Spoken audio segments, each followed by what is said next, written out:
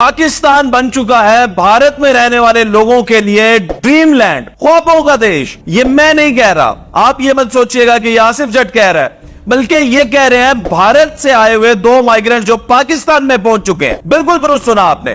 भारत के अंदर क्योंकि मुसलमानों के लिए हिंदुओं ने एक नारा लगा दिया है, वो नारा ये लगाते हैं, वो स्लोगन ये है कि मुसलमानों के 2 ही स्थान, पाकिस्तान या कब्रिस्तान। मुसलमानों के 2 ही स्थान, या पाकिस्तान या कब्रिस्तान। ये नारे से तंग आकर और उनकी जिंदगियों को नर्क बना के रख दिया हिंदुओं ने।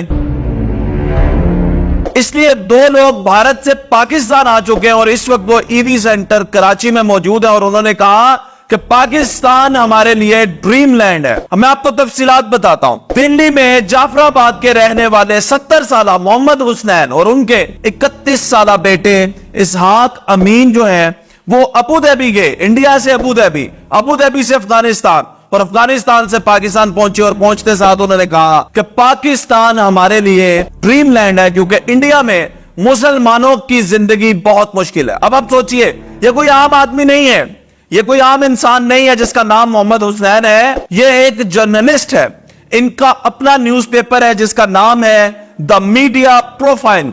हाई प्रोफाइल आदमी है, उसके साथ ही साथ ये एक प्रोफेसर भी है, उसके साथ ही साथ एक पॉलिटिकल पार्टी के प्रेसिडेंट भी हैं और जिसका बाद में मुझे प्रेसिडेंट भी बना दिया गया। तो आप खुद सोचें, अगर इतने बड़े आदमी का जीना हराम है इंडिया में, तो आम मुसलमान इंडिया में कैसे सफर कर रहा होगा।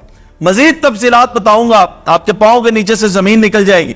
मोहम्मद हुसैन कहते हैं मैंने 31 साल के बेटे की शादी इसलिए नहीं की कि मैं नहीं चाहता कि इसकी नस्ल भारत में पैदा हो और हिंदुओं के हत्थे चढ़े, इसलिए उन्होंने अभी तक बेटे की शादी नहीं की। दूसरी बात जो उन्होंने कही, उन्होंने कहा भारत में मुसलमानों से जबरदस्ती सरस्वती की पूजा करवाई जाती है और उनसे कहा जाता है कि वंदे मातरम का नारा लगाएं।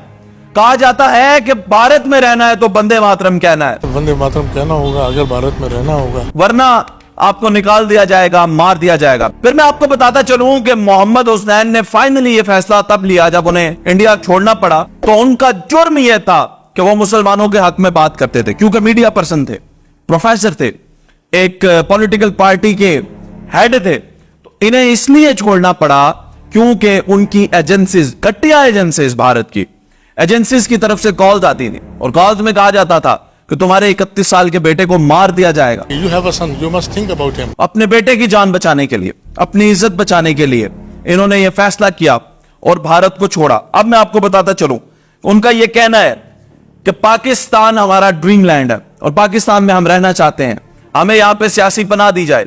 अगर हम वापस लौटे तो हमें जान से मार दिया जाएगा। अब हमारी जानें पाकिस्तानी अवाम और पाकिस्तान की हुकूमत के हाथ में है, ये मोहम्मद हुसैन ने कहा। अब सोचना यह है, पिछले दिनों भारत को छितर पड़े कनाडा से, कनाडा ने पाबंदी लगा दी कि भारत में कोई सफर नहीं कर सकता और भारत को टेररिस्ट कंट्री करार दिया। मुलविस पाया भारत के ऑफिशियल्स को, हुकूमत को। कनाडा के अंदर एक कत्ल में, यानी कनाडा के अंदर एक कैनेडियन शहरी को कत्ल किया भारत की हुकूमत ने और इसकी इन्वेस्टिगेशन खुद कनाडा ने की। अब आप देखें कि दुनिया में अमन का सफीर बनता हुआ यह भारत का असली चेहरा क्या है कि लोग वहां से माइग्रेट करके पाकिस्तान में आ रहे हैं। अब मैं उनसे पूछना चाहता हूं, भारत के उन मीडिया वालों से, उन कुत्तों से जो भौंकते हैं, मैं ये पूछना चाहता हूं, जब आप कहते हैं कि पाकिस्तान में रोटी नहीं है, तो आपको तो यह लगता है पाकिस्तान में रोटी नहीं है, लेकिन आपके लोगों को यह लगता है कि पाकिस्तान भारत के लोगों के लिए एक ड्रीम लैंड है।